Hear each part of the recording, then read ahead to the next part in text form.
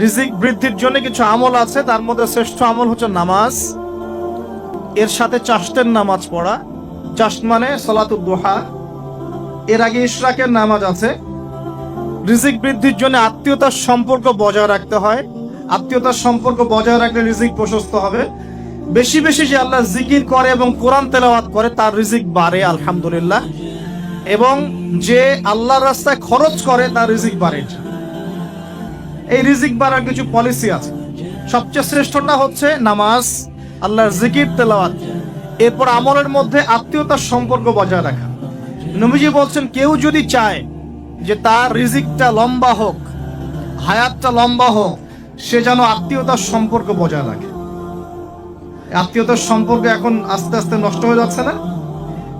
খেয়াল করে দেখেন, আত্মীয়তার সম্পর্ক আপনি বজায় রাখবেন। মনে রাখবেন, আমি বারবার একটা কথা বলেছি আপনাদের ওয়াজ মাহফিলে, যে পৃথিবীতে যে কাজই করবেন আল্লাহর সন্তুষ্টির জন্য করবেন। আত্মীয়তার সম্পর্ক বজায় রাখবেন আল্লাহর সন্তুষ্টির জন্য, তাদের কাছে কিছু পাওয়ার আশায় না। যখনই আপনি কারোর কাছে কিছু পাওয়ার আশা করবেন আপনি কষ্ট পাবেন। যখনই কারোর কাছে কিছু পাওয়ার আশা করবেন আপনি কষ্ট পাবেন।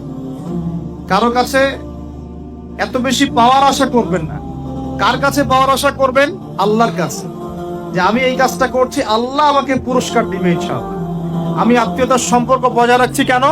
আল্লাহর কাছে রিজিকে বরকতের আশায়, আল্লাহর সন্তুষ্টির জন্য। মনে রাখবেন প্রিয় ভাইয়েরা, আমল কবুল হওয়ার শর্ত মোটামুটি তিনটা। কয়টা? এক নাম্বার, আমলগুলো হতে হবে আল্লাহর সন্তুষ্টির জন্য। এক। দুই নাম্বার, আমলটা হতে হবে রাসূলুল্লাহ সাল্লাল্লাহু আলাইহি ওয়াসাল্লামের পদ্ধতিতে, অন্য কারো পদ্ধতিতে নয়। তিন নাম্বার, আমলটা করার জন্য আপনার রিজিকটা হতে হবে হালাল। হারাম রিজিকের আমল আল্লাহর কাছে কবুল হয় না। আল্লাহ পাক আমাদের সবাইকে হালাল রিজিকের ব্যবস্থা করে দিন এবং রিজিকটাকে প্রশস্ত করুন, আমিন।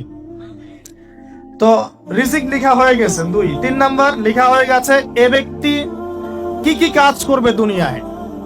এ ব্যক্তি দুনিয়ায় কি কি কাজ করবে সব লেখা হয়ে গেছে। এখন যদি একটা চোর বলে যে আল্লাহ পাক আমার তাকদিরে লিখেছিলেন যে আমি চুরি করব, তাই আমি চুরি করেছি।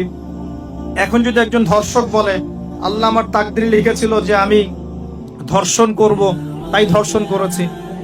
এখন যদি যারা এই জনগণের কিছু সম্পদ আত্মসাৎ করে খেয়ে ফেলছে তারা যদি বলে আল্লাহ তাকদিরে লিখছিলেন জন্যই দুর্নীতি করেছি, তাহলে কথাটা কি হবে? গ্রহণযোগ্য হবে? এখন যদি দলিল দেয় তাকদিরে তো লেখা ছিল। এই আকীদাটার নাম হচ্ছে জাবারিয়া আকীদা। কি আকীদা? জাবারিয়া। এমন একজন ব্যক্তি উমর রাদিয়াল্লাহু আনহুর দরবারে এসেছিল। চোর চুরি করেছে, ধরা পড়েছে। উমর রাদিয়াল্লাহু আনহু বলেছেন হাত কেটে ফেলো।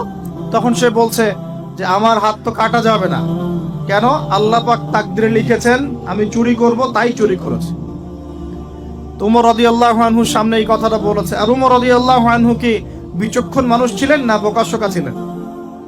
বলেন, তার মতো শাসক পাওয়া যাবে? তার মতো আরো একজন শাসক আসবে ইনশাআল্লাহ পৃথিবীতে।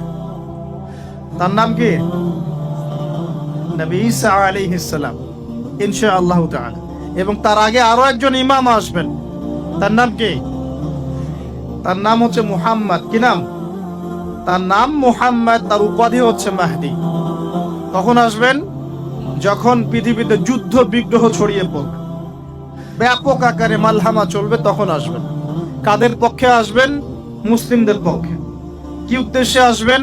সারা বিশ্বে জুলুম তুলে ফেলার জন্য।